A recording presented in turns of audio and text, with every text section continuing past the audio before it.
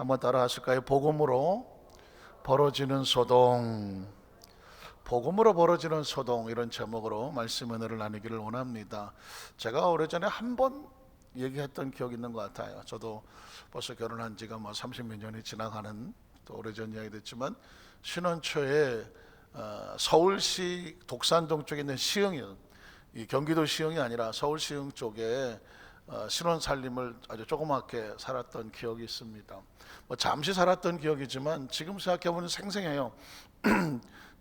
여러 세대 중에 조그만 방 2칸짜리 있는 아주 조그만 방이었는데, 신발 벗고 들어가면 바로 옆에 싱크대가 있고 화장실 있고 냉장고 하나 있고 방 2개 딸랑 있고 있었던 기억이 납니다.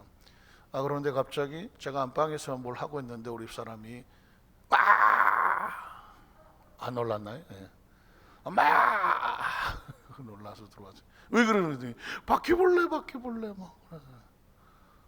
글쎄 얼마나 큰 바퀴벌레가 있길래 놀라서 쫓아나가 봤더니, 화장실, 제가 이제 조그마니까 싱크대 있고 냉장고 있고 화장실인데, 화장실 들어가는 이제 깔판이 있잖아요. 어느 집이나 이제 혹시 이제 씻고 나올 때 발 딛는 깔판이 있는데, 그 밑을 청소를 하려고 이렇게 들쳤는데, 그 밑에 숨어 계시던 바퀴벌레님들이, 일가족 20마리가 넘는 일가족들이 이걸 제끼는 순간에 얼마나 놀란, 이것들이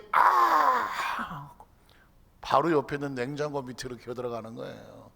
얼마나 놀랐겠어요. 저 집사람이 생각지도 않게 툭 들쳤다가 그냥 바퀴벌레 20마리가 30마리가 주르륵 지나가니까, 그래서 그냥 정신없이 약 갖다 뿌리고 냉장고 밑에 했던 기억이 나더라고요. 그때 제가 생각하기를, 우리 사람도 놀랐겠지만 바퀴벌레는 얼마나 놀랐을 거 아니에요.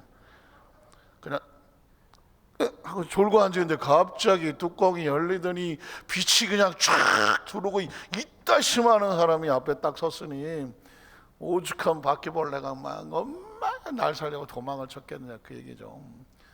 사실은 바퀴벌레는 왜 놀랐을까요?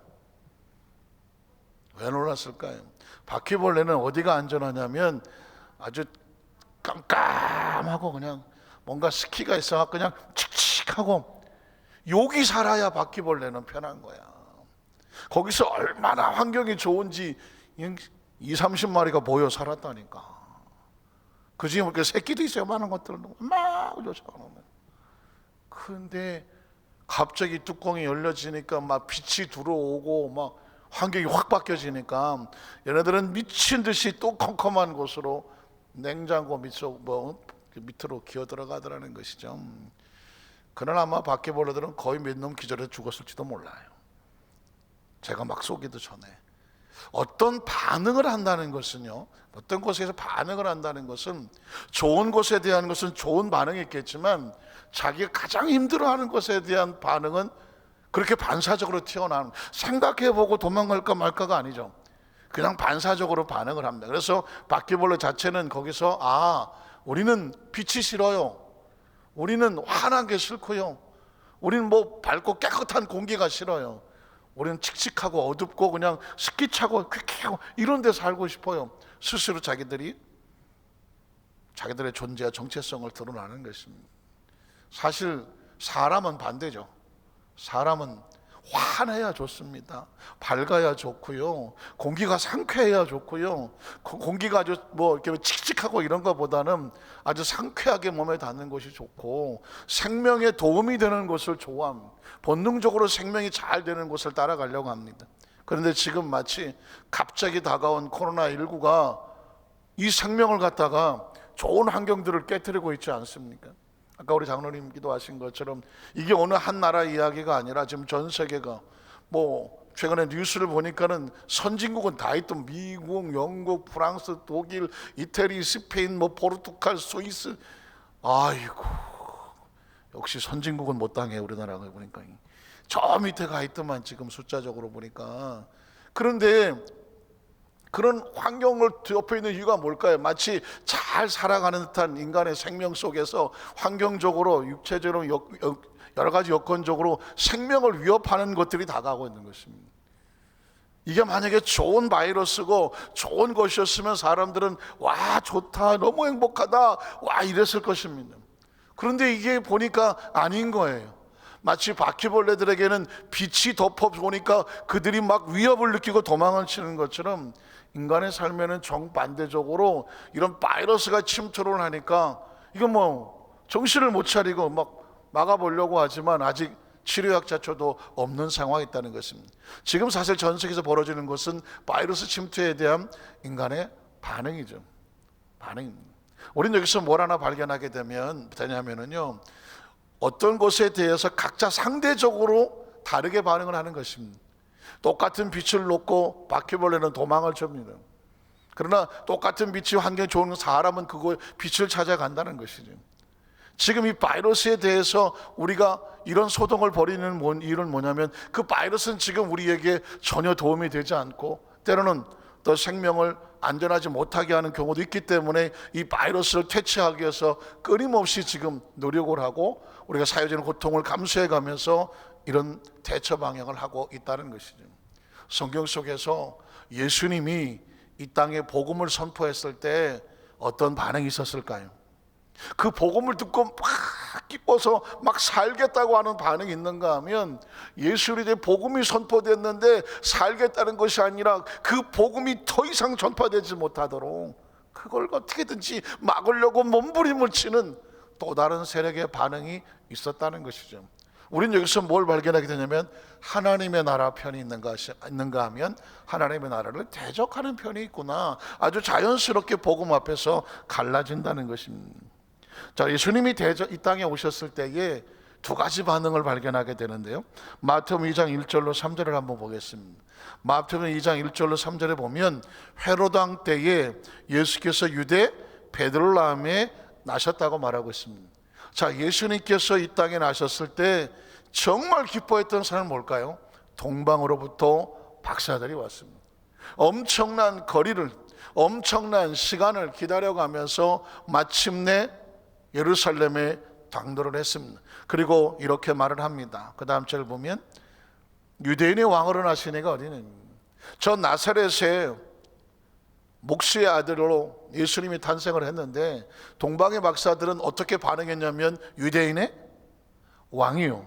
유대인의 왕이라는 것은 구약 성경에 예언되어 있는 메시아라는 것입니다. 그 메시아가 어디 계시냐? 우리가 동방에서부터 그의 별을 보고 그에게 뭐하러 왔노라? 경배하러 왔는. 자, 예수 그리스도를 두고 세상은 갈라집니다. 예수님의 탄생을 두고 세상은 갈라집니다. 한쪽은 기쁨의 소동이 있으며 한쪽은 절망과 죽음의 소동이 있습니다. 자, 예수님을 보고 탄생을 보고 동방의 박사들은 와서 경배하러 왔다라고 고백을 합니다. 그 다음 절 보면 헤롯 왕과 온 예루살렘은 어떻게 합니까? 듣고 소동을 했습니다. 동방의 박사들은 경배를 하려고 하는데 헤롯 왕과 그의 부하들은 오히려 소동을 벌이면서 이거 큰일 났다, 어떻게 하면 좋지? 이렇게 말을 합니다. 결국 어떻게 됩니까? 12절로 16절에 보면 그들은 동방의 박사들입니다. 꿈의 헤롯에게로 돌아가지 말라 지시하심을 받아 다른 길로 고개 돌아갔습니다. 아시는 것처럼 헤롯이 슬쩍 말했거든요. 당신들이 그 예수를 만나거든 잘 경배하고 와서 나에게도 그가 어디 있는지 알려주시오. 나도 그에게로 가서 경배하고 싶소. 이게 진실입니까? 거짓입니까? 거짓이었죠. 순진한 동방의 박사들은 예 알겠습니다, 그렇게 하고 경배하고 돌아가려고 하는데 꿈에 천사를 지시를 받습니다. 헤롯에게로 가지 마라. 왜?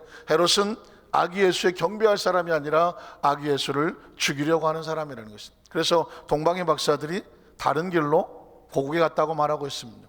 자, 그 다음 절을 보면 그들이 떠난 후에 주의 사자가 요셉에게 현명을 이르되 헤롯이 아기를 어떻게 합니까? 찾아서 죽이려고 합니다. 왜 어떤 사람은 예수의 탄생을 놓고 저 동방에서 멀리서부터 그 경배하고자 하고 그 선물을 가져와서 예수님 앞에 메시아라고 선물을 드리려고 하는데 왜 또 다른 사람은 아기 예수를 죽이려고 할까요? 제가 아까 말씀드렸습니다. 그 위치가 어디냐에 따라서 이렇게 반응은 달라진다는 것이죠. 자, 헤롯은 아기를 찾아 죽이려 하니 그 다음 절을 보면 일어나 아기와 그의 어머니를 데리고 애굽으로 피하여 내가 내게 이르기까지 거기 있으라 하시니, 요셉이 일어나서 밤에 아기와 그의 어머니를 데리고 애굽으로 떠나가 헤롯이 죽기까지 있습니다. 위험이 사라질 때까지 거기 있었으니, 이런 주께서 선지자를 통하여 말씀하신 바 애굽으로부터 내 아들을 불렀다 함을 이루려 하심이라. 이 헤롯이 박사들의 속은 줄 알고 심히 노하여 사람을 보내어 베들레헴과 그 모든 지경 안에 있는 사내 아이를 박사들에게 자세히 알아본 그때를 기준하여 2살부터 그 아래로 다 죽이니. 그 헤롯은 어떻게든지 아기 예수를 죽이려고 할 수 있는 방법을 다 동원하고 있습니다. 이미 오래전부터, 예수님의 탄생 이전부터 메시아를 기다리는 사람이 있었던가 하면, 메시아 탄생이 나하고 무슨 상관이 있느냐, 메시아 탄생을 준비하지 못했던 사람이 있었습니다. 그 메시아가 탄생을 하니 오래전부터 기다렸던 사람은 메시아를 찾아와 경비하겠다고 찾아온 사람이 있는가 하면, 메시아가 태어났다는 소리를 들으며 혹시 내 자를 잃어버린 것은 아닐까, 오히려 메시아를 죽이려는 사람이 있었다는 것입니다. 이건 인류 역사 속에서도 계속 이어져 온 것입니다. 예수 그리스도를 앞에 두고 어떤 사람이 어떻게 반응하는지를 보면서 이 사람은 하나님의 나라 사람이요 하나님의 자녀인지, 아니면 이 사람은 겉모습은 화려하고 겉은 그럴듯한데 알고 보니까 이 사람은 하나님 나라를 대적하는 사람인지. 성경에 보면 마태복음 4장 1절로 4절에 마귀가 예수를 시험하는 장면이 나오고 있습니다. 자, 마귀가 예수를 시험하는 걸 보면서 예수를 좋은 쪽으로 만약에 테스트를 한다면 마귀는 하나님의 편이라고 할 수 있습니다. 그러나 이 마귀가 만약에 예수를 템테이션, 유혹해서 넘어뜨리려고 한다면 마귀는 하나님을 대적하는 것이죠. 마귀라는 존재 자체가 자기가 하는 일은 대적하는 거지만 그가 어떻게 하는지 한번 볼까요? 그때 예수께서 성령에 이끌려 마귀에게 시험을 받으러 광야로 가사하니 40일을 밤낮으로 금식한 후에 줄이신지라. 시험하는 자가, 자, 이 이야기는 예수님에게만 국한되는 것은 아닙니다. 하나님의 사람들의 삶 가운데도 항상 이런 존재는 있습니다. 시험하는 자가 예수께 나와 이르되 내가 만약 하나님의 아들이거든 명하여 돌들로 떡덩이가 되게 하라는. 예수께서 대답하여 이르시되 기록되었을 때 그렇게 하자 이랬다면 마귀는 하나님 편이었을 것입니다. 예수님은 그렇게 대답하지 않습니다. 기록되었을 때 사람이 떡으로만 살 것이 아니요 하나님으로부터 나오는 모든 말씀으로 살 것이라 하였느니라 하시고, 이 이야기는 뭘까요? 네가 유혹하는 대로 이 돌들로 떡덩이가 되게 해서 쉽게 내가 어떤 일을 하지 않겠다, 나는 하나님의 말씀대로 가겠다, 마귀의 길과 대적하는 것을 볼 수가 있습니다. 이 이야기는 뭐냐면 우리의 삶에 아무리 어떤 유혹이 다가오고 그럴듯한 이가 되준다고 할지라도 우리가 어떻게 반응해야 되느냐, 아무리 그럴듯하다고 할지라도 우리는 하나님의 말씀을 선택한다. 이게 크리스찬의 신앙의 반응이라는 것입니다. 그 다음 절을 보면 또 뭐라고 말할까요? 이 마귀가 이거 아닌데? 그러면 두 번째 코스로 넘어갑니다. 예수를 거룩한 성으로 데려다가 성전 꼭대기에 세우고 이르되 내가 만일 하나님의 아들이라면 뛰어내려라. 기록되었을 때 그가 너를 위해서 그의 사자들을 명하시리니 그들이 손으로 너를 받들어 발이 돌에 부딪히지 않게 하리로다 했느니라. 무슨 뜻일까요? 야, 어렵게 십자가 지고 고난에 갈 일이 뭐가 있어. 성전 꼭대기에서 뛰어내리는 거 사람들이 보면 야, 슈퍼맨이다, 아이언맨이다, 이게 대단한데 이거 메시아 이렇게 믿을 거 아니냐. 그러니까 사람들의 인기를 얻을 건데 뭘 어렵게 무슨 고난의 십자가를 지고 뭘 무시를 당하고 그럴 필요가 뭐가 있느냐. 마귀는 그럴듯하게 유혹을 하는 것이죠. 그러나 예수님은 이 말에 대해서도 이렇게 말합니다. 예수께서 이르시되 또 기록되었을 때 주 너희 하나님을 뭐하지 마라, 시험하지 말라 하였느니라 하시니, 이 말은 뭘까요? 우리가 가야 할 길이 말씀대로 살아가는데 더 좋은 길이 있어. 쉽게 돈 버는 길이 있다니까. 꼭 그렇게 그렇게 고리타분하게 그렇게 신앙생활 해야 돼? 꼭 그렇게 유별나게 신앙생활 해야 돼? 아주 적당히 그냥 하면 돼. 사람들 다 그렇게 하는데 여러분 보십시오. 예수님은 낮은 자로 고난의 십자가를 지려 오셨는데 그 낮은 자의 고난의 십자가가 아니라 사람들에게 인기를 얻는 메시아가 되라고 유혹을 한 것입니다. 우리의 신앙생활 가운데 참 세상적인 어떤 것들을, 그런 인기와 명예를 얻기 위해서 유혹이 다가올 때 쉽지 않죠. 그때 예수님께서 이렇게 하는 것입니다. 하나님의 길을 가는 사람은 세상의 방법 앞에서 흔들리지 마라. 주 너희 하나님을 시험하지 말라. 그 다음 절 보면 뭐라고 말할까요? 그래서 마귀가 이것도 안 되네. 그래서 세 번째 시험이 뭐냐면 또 그를 데리고 지극히 높은 산으로 가서 천하 만국과 그 영광을 보여 이르되 내가 만일 엎드려 경배하면 이 모든 것을 내게 주리라는 것입니다. 사실 이 사탄에게 영혼을 파는 것과 같죠. 눈 딱 감고 한 번만 이 일을 타협해 주면 내가 너에게 더 큰 걸 줄게 라고 하는 것입니다.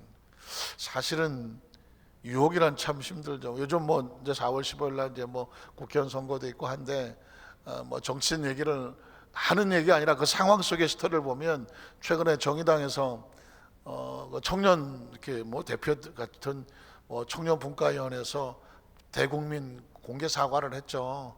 그 비례 정당 이렇게 해서 정의당이 좀 의석수를 많이 얻으려고 했는데 양대 정당에서 위성 정당을 만듦으로 말미암아 정의당이 그냥 지지도 떨어지고 의석수도 어렵게 되고 그럴 때 그들이 땅을 친 겁니다. 우리가 정의를 지켜야 되는 곳에 있어서 잘못 선택했다라고 공개 사과를 하더라고요. 그때 잘못된 것을 잘못됐다고 말했어야 되는데 요거를 살짝 타협하면 그래서 의석수를 많이 얻게 되면 좀 힘이 있어서 나라를 위해서 일하려고 했는데 그 타협한 게 잘못됐다라고 대국민 사과를 젊은 사람들이 하더라고요. 그래서 정말 정의당이 정의를 찾으려고 한다라고 또 박수를 쳐주는 사람도 있고 때는 늦었다 이런 사람도 있어요. 제가 최근에 들은 이야기라 뒤늦게라도 그런 고백을 한다는 것은 젊은 정치인들에게 희망은 보인다 이런 생각은 들었습니다. 어쩌면 지금 우리 삶에 그런 일이 꼭 정의당만 있겠습니까? 아니면 무슨 정치만 있겠습니까? 우리의 신앙생활 속에서도 눈 한 번만 딱 감으면 그냥 하고 뭔가가 있는 것 같은데 마귀는 우리에게 그런 식으로 다가오는 거예요. 예수님에게도 한 번만 갖고 나한테 절해. 그러면 어렵게는 내가 세계 만국의 영화를 줄게. 사실은 마귀는 예수님에게 육신적으로 유혹을 하고 사람의 인기로 유혹을 하고 또 사람들의 영광과 권세로 유혹을 했던 것입니다. 그때 예수님은 한결같이 이렇게 말했죠. 기록되었으되. 한번 따라하실까요? 기록되었으되. 기록됐다는 건 또 바이블 say 아니 하나님 말씀하시기를거든요. 하나님 말씀하시기를. 그래서 우리의 삶의 기준, 위기 가운데 기준, 유혹을 받을 때의 기준, 어떤 상황을 결정할 때의 기준은 기록되었으되 예수님께서 우리에게 말씀하여 주시는 줄로 믿습니다. 자, 그래서 예수님은 어떻게 방어를 했을까요? 그 다음 절을 보면 예수께서 말씀하신 사탄아 물러가라. 기록되었으되 주 너희 하나님께 경배하고 다만 그를 섬기라 하였느니라. 자, 이제 마귀는 예수를 떠나고 천사들이 나와서 수종하더라. 마귀가 떠났다는 얘기는 마귀가 손댈 수 없는 존재가 예수 그리스도라는 것이죠. 어쩌면 예수님은 우리에게 너희도 그런 자가 되라고 합니다. 너희도 그런 자가 되라. 마귀가 우리를 유혹하려고 왔으나 아이고 안 되네. 마귀는 떠나고 천사가 수종이 드는 우리 성도들 되시기를 주의 이름으로 축복합니다. 성경 속에서 여러분 성경 조금 읽다가 보면 바리새인과 서기관들이 끊임없이 나오고 있죠. 이 사람들이 왜 이렇게 나올까? 자, 이 사람들도 예수를 두고 반응을 잘못한 사람입니다. 예수 그리스도 나사렛의 목수의 아들이 어디서 뭘 배워서 왔는지 모르지만 스스로 하나님의 아들이라고 말하지. 우리는 율법과 정죄를 말하는데 예수는 사랑과 용서와 긍휼을 말하지. 그러니 사람들이 예수를 따라가지. 우리를 따르는 사람이 없지. 그동안 가르쳤던 모든 것들이 무너져 내리지. 생각나는 게 뭘까요? 누구만 없으면, 예수만 없으면 그 백성들이 다 우리를 따를 텐데 저 사랑과 용서, 왜 사랑과 용서를 해? 억울하고 분노한데 보복하고 복수해야지. 모세의 율법에 눈에는 눈, 이에는 이, 복수하라고 하는데 저 나사렛 예수는 어디서 뭘 듣고 왔는데 왜 사랑과 용서를 말하는 거야? 십계명을 봐. 살인하지 말라, 간음하지 말라, 이런 거 하면 다 돌로 쳐서 죽여야 되는데. 이게 바리새인과 서기관들이거든요. 예수님의 가르침을 도무지 못마땅하여 볼 수가 없어서 급기야 죽이겠다고 말을 합니다. 사실 여기서부터 이제 예수님께서 그 복음을 전할 때 반응이 달라지는 것인데, 제가 한번 몇 군데 찾아보겠습니다. 마태복음 12장 9절로 14절을 보면, 거기에서 떠나 그들의 회당에 들어가시니 한쪽 손마른 사람이 있는지라 사람들이 예수를 고발하려 하여 물었대. 자, 왜 고발합니까? 그 다음 절 보면, 자, 안식일에 병 고치는 것이 옳습니까? 안식일인데 손마른 사람을 예수님을 고쳤습니다. 왜냐하면 율법에 안식일에는 아무것도 하지 말라 그랬던. 실제로 유대인들은요, 안식일에 아무것도 안 합니다. 만에 하나 그 전날 불을 켰는데 다음날 안식일 넘어가는 순간에 불을 못 껐어. 그러면 낮에 하루 종일 켜놔야 돼. 왜? 안식일에 아무것도 하지 말라 그래서. 그러니까 그 정도예요. 그 전날 싹 씻어놓고 기다려야 되는데 못 씻었어. 그러면 안식일은 못 씻어. 왜? 아무것도 하지 말라고. 이 아무것도 하지 말라는 이야기는 뭘 아무것도 하지 말라는 것이 아니라 엿새 동안 열심히 일을 했으니 그 하루는 하나님 앞에 온전히 드려서 하나님과 은혜를 충만히 받고 몸을 좀 쉬고 그리고 또 다른 주 준비하라는 것이거든요. 그런데 아무것도 하지 말라는 문자적으로 해석을 해서 사람도 도와주지 말고 그냥 꼼짝없이 있으라 이렇게 알아듣는 것이거든요. 그런데 예수님께서 안식일에 손이 말아 비틀어진 사람을 고쳐주었거든요. 그러자 그걸 보고, 야, 이거 잘됐다. 저 예수라는 사람이 안식일인데 사람을 고쳐? 저건 율법을 어겼다고 어떻게 가서 고발한다는 거죠. 안식일에 병을 고치는 것이 옳습니까? 자, 율법과 사랑이 부딪히는 거잖아요. 그때 그 다음 절을 보니까 뭐라고 말합니까? 예수께서 이르되 너희 중에 어떤 사람이 양 한 마리가 있어 안식일에 구덩이에 빠졌으면 끌어내지 않겠느냐? 사람이 양보다 얼마나 더 귀하냐? 그러므로 안식일에 선을 하는 것이 옳으니라 하시고, 이에 그 사람에게 이르되 손을 내밀라 하시니 그가 내밀면 다른 손과 같이 회복되어 성하더라. 바리새인들이 나가서 어떻게 하여 예수를 죽일까 의논하더라. 자, 아까 말씀드렸죠. 그들은 자꾸 율법을 주장해서, 야, 너는 살인한 놈이야, 너는 도둑질한 놈이야, 너는 뭐한 놈이야, 사람들을 쫙 올가매서 너희가 이 상황 속에서 이 독사의 자식들아, 다 지옥 갈 놈들아, 이렇게 사람을 공포로 몰아놓고 너희가 천국 가려면 우리 말을 들어야 돼, 이렇게 끌고 가야 되는데, 이건 예수는 용서하고 사랑하고 다시 기회를 주고 은혜를 주니까 바리새인들이 자기들이 얘기하고 맞지를 않아. 저 예수가 눈에 가시와 같은. 자, 보십시오. 빛이라고 하는 것이, 사람들은 따뜻한 빛을 원하지만 바퀴벌레는 빛이 눈에 가시야. 싫어. 아주 그냥 아주 싫어. 바리새인과 서기관들은요, 성경을 매일 읽고 쓰고 뭐 써서 박스에 담아서 맞박에 붙이고 손목에 메고 어디다 허리다 붙이고 다니지만 그 속에 있는 진실된 사랑과 은혜와 용서는 몰랐던 거예요. 우리의 신앙생활도 마찬가지입니다. 복음 앞에서, 예수 그리스도 앞에서 우리가 어떻게 반응하냐에 따라서 우리의 신앙의 진면목이 나오는 것입니다. 진면목이 나와요. 하나님의 말씀은 그렇게 해도 난 싫어. 아주 그냥 난 못해, 용서 못해, 아유 나는, 이렇다고 하면 아직 그 속에는 복음이 들어가지가 않은 것이지, 은혜가 들어가지 않는 것이지, 그 말씀에 순종할 생각이 없는 거지.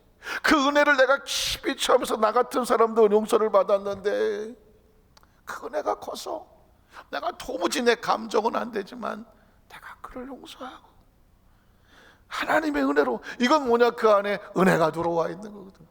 그런데 아무리 성경에 그렇게 써 있어도, 아무리 강단의 목사의 말씀을 그렇게 하더라도 난 절대 못해 그냥 라고 한다면 아직 그 속에 복음이 녹아있지는 않은 거고. 그래서 신앙이란 뭐냐? 반응입니다. 한번 따라 하실까요? 신앙은 반응이다. 여러분 보십시오. 아무리 똑같은 강단의 말씀이 선포가 돼도 말씀을 듣는 사람의 반응은 천차만별입니다. 각자 나름대로 반응을 합니다. 와, 정말 은혜 받았다고, 내가 이 말씀을 몰랐으면 정말 사람 하나 죽일 뻔했다고, 그래서 내가 이 말씀을 평생 가슴에 새기겠다고, 이 말씀을 붙잡는 사람 있는가 하면 성경에 그렇게 써 있어도 내가 싫으면 할 수 없는 거지. 그냥 뭐라 그랬더라. 이게 내 속에 들어와서 담지 않으면 그냥 이쪽 귀로 한쪽 귀로 흩어져 버리는 것이거든요.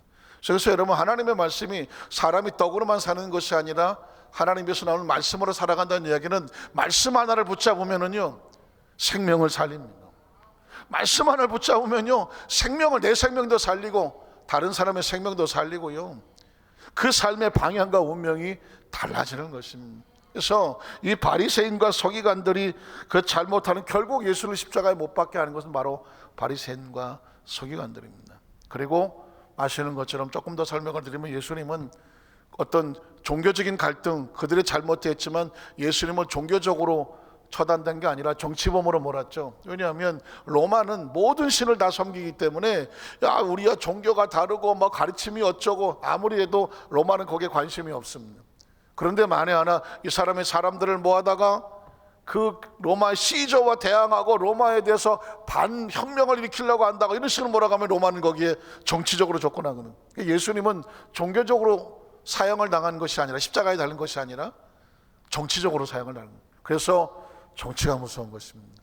정치는 네 편 아니면 내 편이잖아요. 그래서 막 갈라지는 것 아닙니까? 사실은 이 정치 얘기는 난 절대 죽어도 안 하려고 하는데 자꾸 정치 얘기. 이 정치는 이 좌우가 이렇게 갈라져서 막 아파하고 힘들어하잖아요. 우리나라는 저 어렸을 때도 그렇지만 지금도 그렇고 이 좌우 그 이념이 참 많이 힘들어요. 물론 좌도 이해가 가고 우도 이해가 가는데, 좌는 진정한 좌여야 돼. 오늘 정치적으로 막 섞여 있는 그런 좌 말고 진짜 국민을 사랑하고 개혁해서 정말 좋은 쪽으로 진보와 나은 세계를 위해서 나가는 그런 좌여야 되고, 무슨 공산주의, 무슨 뭐 북한 이런 좌 말고, 우도 마찬가지예요. 우도 어떤 좌를 대항하는 그런 우가 아니라 정말 어떤 전통과 안정과 뭐 이런 또 무슨 방위와 이런 것들이 잘 조화가 돼서, 제일 중요한 건 뭐냐, 나라가 잘 되고 국민이 잘 되고, 이게 중심이어야 되는 거예요. 그런 정치가 지금 이제는 이만큼, 우리나라도 뭐 벌써 꽤 오래됐으면 이런 어떤 정치 리더자들이 나와서, 그런 정치 전문가들이 나오고, 또 모든 그 관리들도 나와서 대한민국을 좀 세계 위에서 멋지게 만들었으면 좋겠는데, 국민들이 정신을 바짝 차려야 돼. 나는 뭐 죽어도 이쪽이다, 난 죽어도 이쪽이다 이렇게 버리면, 정치는요 너 죽고 나 살자야. 그러니까 정치적으로 돼서는 나라가 절대로 하나가 안 되고, 예수님이 이 땅에 오셔서 가르쳐 준 것은 복음으로 하나가 해야 돼요. 한번 따라 하실까요? 샬롬. 샬롬 뭐냐? 너도 살고 나도 살고예요. 이게 샬롬이거든. 평화. 이게 샬롬인데, 정치는 샬롬이 없어. 네가 살면 내가 죽어? 그렇잖아요. 내가 붙으면 저놈이 떨어지고, 저놈이 붙으면 내가 떨어지잖아요. 그러니까 저걸 떨어뜨리고 내가 붙으려고 별소리를 다 하잖아. 정치는 샬롬이 안 돼. 그 샬롬 뭐냐? 복음으로만 샬롬이야. 복음으로만. 그래서 혹시 여러분 기도하신다면, 우리나라의 정치는 샬롬으로 가야 되는데, 나도 살고 당신도 살고 전라도도 살고 경상도도 살고 정말 뭐 무슨 충청도도 살고 강원도도 살고, 그냥 남자도 살고 여자도 살고, 그냥 연세 드신 분도 살고 젊은 사람도 살고 해서, 이 공동체의 목적이 복음으로 가야 돼요. 이 복음이 와야 돼. 그래서 여러분, 기독교가 이 나라를 위해서 기도하는 것은 뭐냐면, 하나님의 나라가 온 백성들 머리 위에 복음으로, 뭐가 다르고 뭐가 들어서 사별하지 아니하고 손가락질하지 아니하고 복음으로 하나가 되게 하여 주시옵소서. 이게 사실은 진짜 중요한 이야기예요. 그래서 여러분 각자 무슨 이제 선거도 다가오고 정치적인 개념과 여러 가지 또 이념과 생각하는 다 다르겠지만, 가지고 계신 건 전 뭐라고 할 건 하나도 없어요. 그러나 중요한 건 뭐냐? 크리스찬들의 머릿속에는 샬롬. 어떤 상황에도 너도 살고 나도 살고 같이 그게 평화야. 여러 입이 있으면 그 입에 쌀이 다 똑같이 들어가는 걸 평화라고 말해. 다른 정치 어떤 것이 아니기를 주님의 이름으로 축복을 합니다. 자, 그러면 가룟 유다 한번 보겠습니다. 마태복음 26장 14절 16절에 보면, 가룟 유다도 예수님의 12제자 가운데에 유독 이 가룟 유다는 예수님에 대한 반응이 달랐어. 배신과 배반은 누가 하는지 아십니까? 반응이 달랐어요. 똑같은 예수를 놓고 해석을 잘못하는 거죠. 그때 12 중에 하나는 가룟 유다라는 자가 대제사장들에 가서 말하되 내가 예수를 너희에게 넘겨주리니 그랬습니다. 예수님이 12 제자인데 그 중에 한 놈이 딴 생각을 하는 거죠. 물론 제가 말씀을 드렸지만 이 가룟 유다는 독립군입니다. 로마로부터 이스라엘 갖다가 해방시키고 싶어요. 그러니까 온 머릿속에 독립밖에 없어. 이해는 가. 그 예수님을 따라다녔어. 예수님을 사람들이 많이 따라다니는 걸 보니까 예수님을 잘 포섭해서 예수님이 독립운동을 해주면 이 나라가 해방될 것 같대. 예수를 따라다녔어. 그래서 뭐 독립자금도 막 끌어다 갖다 댔다고 그랬어요. 그런데 예수를 따라다니다가 보니까 예수는 정치를 이야기하지 않아. 하나님 아버지 로마를 멸망시키고 이 유대를 잘되게 하십시오 뭐 이런 말씀을 전해야 되는데 예수님은 복음이야. 정치가 아닌 복음이야. 가이사의 것은 가이사 걸 가지라 그래라. 그러나 하나님의 것은 하나님의 것이다. 나는 이 지역의 팔레스타인의 이 조그만 땅덩어리 내 나라 내 민족만 잘되게 해달라고 온 그런 존재가 아니라 내 나라는 이 땅에 있는 것이 아니라 하나님의 나라 속에 있다는, 너도 살고 너도 살아야 돼. 로마도 살고 유대도 살고 세계가 같이 살아야 돼. 이 얘기를 하고 있으니 가룟 유다가 속이 터져 죽겠죠. 그래서 예수를 코너에 몰아놓으면 자기가 살기 위해서 하늘의 천사들을 동원해서 로마를 싸우지 않겠느냐, 그런 생각으로 넘겨주려고 했던 것입니다. 자, 얼마나 주려 하느냐. 그들이 은 30을 달아주거늘 그가 그때부터 예수를 넘겨줄 기회를 찾더라. 똑같이 예수님 옆에 있으며 같이 밥을 먹으며 말씀을 들으며 은혜를 입으며 같이 생활을 했지만 11명은 예수를 위해서 제자된 삶을 지켜냈지만 가룟 유다는 배반하고 배신하고 떠나가 버리고 맙니다. 제가 처음부터 말씀드렸던 신앙은 어떻게 반응하느냐, 이 이야기는 앞으로도 우리의 삶 속에 끊임없이 도전이 될 것입니다. 자, 오늘 본문 이야기만 하고 말씀을 마치겠습니다. 아시겠지만 사도행전 강해는 본문이 나오면 끝난 것입니다. 자, 사도행전 19장 4절로 7절을 보면 이 바울이 복음을 전할 때에 엄청난 일들이 벌어집니다. 바울이 이르되 요한이 회개의 침례를 베풀며 백성에게 말하되 내 뒤에 오신 이를 믿으라 했으니 이는 곧 예수라 하거늘 그들이 듣고 주 예수 이름으로 침례를 받으니 바울이 그들에게 안수하며 성령이 그들에게 임하심으로 방언도 하고 예언도 하니 모두 12사람쯤 되더라. 8절로 12절 넘어갑니다. 8절로 12절 바울이 회당에 들어가 삭돌 동안 담대히 하나님 나라에 관하여 강론하며 권면하되 어떤 사람들은 마음이 굳어 순종하지 않고, 아까 말씀을 드렸죠, 순종하지 않는 사람도 생겨요. 이게 반응이 그런 거예요. 무리 앞에 이 돌을 비방하거늘 바울이 그들을 떠나 제자들을 따로 세우고 드러나 서원에서 날마다 강론하니라. 2해 동안 이같이 하니 아시아에 사는 자들은 유대인이나 헬라인은 다 주의 말씀을 듣더라. 하나님 바울의 손으로 놀라운 능력을 행하게 하시니 심지어 사람들이 바울의 몸에서 손수건이나 앞치마를 가져다가 병든 사람에게 얹으면 그 병이 떠나가고 악귀도 나가더라. 자, 20절을 보면 이와 같이 주의 말씀이 힘이 있어 흥왕하며 세력을 얻었더라. 22절에 보면 자기를 돕는 사람 중에서 디모데와 에라스도 2사람을 마게도냐로 보내고 자기는 아시아에서 얼마 동안 더 있으니라. 자, 바울이 복음을 들고 들어가니까 계속 돕는 사람이 생기고, 그리고 말씀을 듣고 변화되는 사람이 생기고, 그리고 능력과 역사가 나타나고 하나님의 나라의 반응이 계속 펼쳐나갑니다. 그런데 오늘 본문에서 덜커덕 하나 걸리는 것입니다. 23절 26절에 보니까 그때쯤 되어 이 도로 말미암아 적지 않은 소동이 있습니다. 자, 제가 기독교가 아니라 기독도라는 말을 가끔 하죠. 교는 가르치는 거예요. 학교에서는 가르칩니다. 그러나 학교 선생님이 학생들에게 가르쳤다고 해서 너 그대로 사느냐고 삶을 보진 않아요. 시험 보고 성적을 내지. 교회는 말씀을 선포하고 시험 보고 성적을 내는 것이 아닙니다.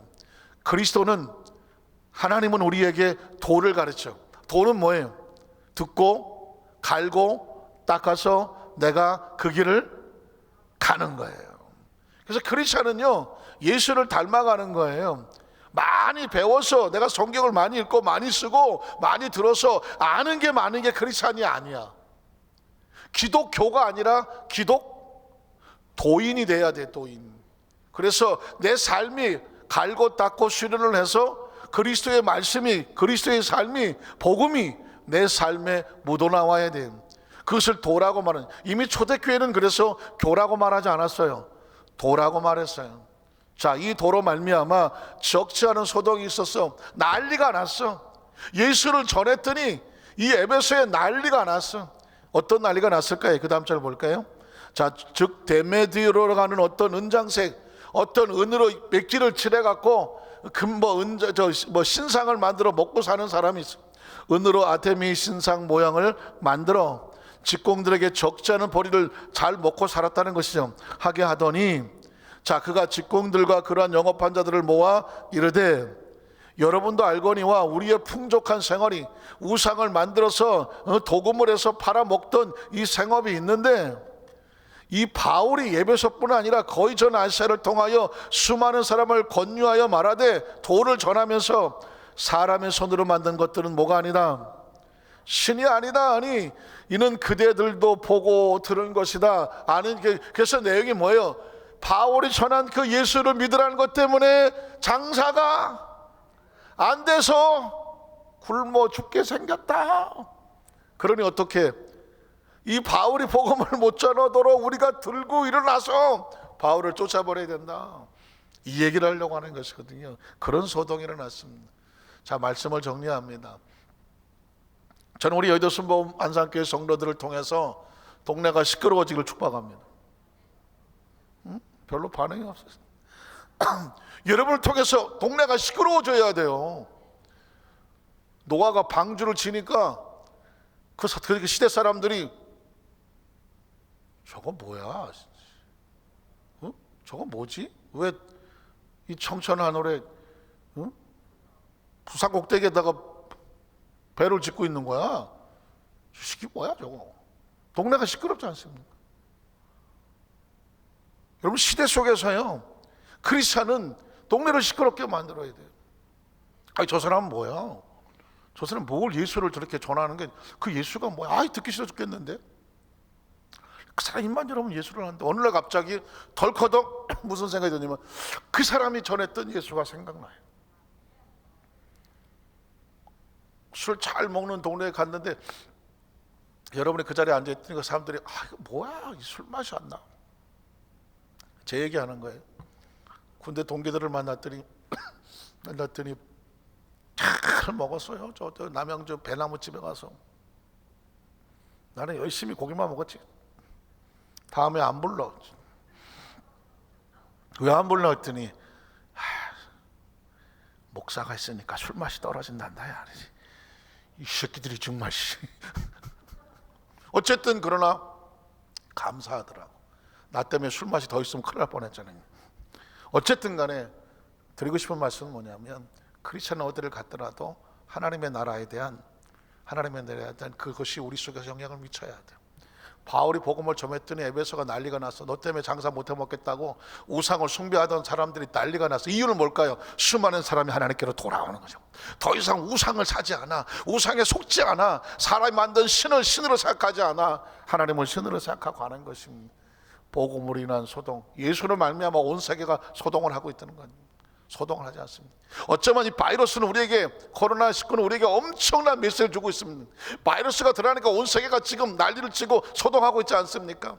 이제 새로운 바이러스가 필요해. 그건 뭐냐면 예수 그리스도의 복음의 바이러스예요. 복음이 그렇게 퍼져나가야 돼. 세계로 퍼져나가서 가는 곳곳마다, 아, 이제까지 살아보니까 이게 돈이 다가 아니구나, 아, 이게 명예가 다가 아니네, 인생이 그렇게 대단한 게 아니네, 아, 우리가 하나님의 나라를 생각하고 다시 삶을 되돌아봐야 되네. 이게 복음이 우리 가운데 새로운 영역 메시지를 줘야 돼요. 우리 안산교회 성도를 통해 어디를 가더라도, 저 사람 뭐야? 겉으로 보는 거하고 달라. 저 사람 속에 뭐가 있어? 저와 여러분을 통해서 소동의 역사가 있기를 주의 이름으로 축복합니다. 기도하겠습니다.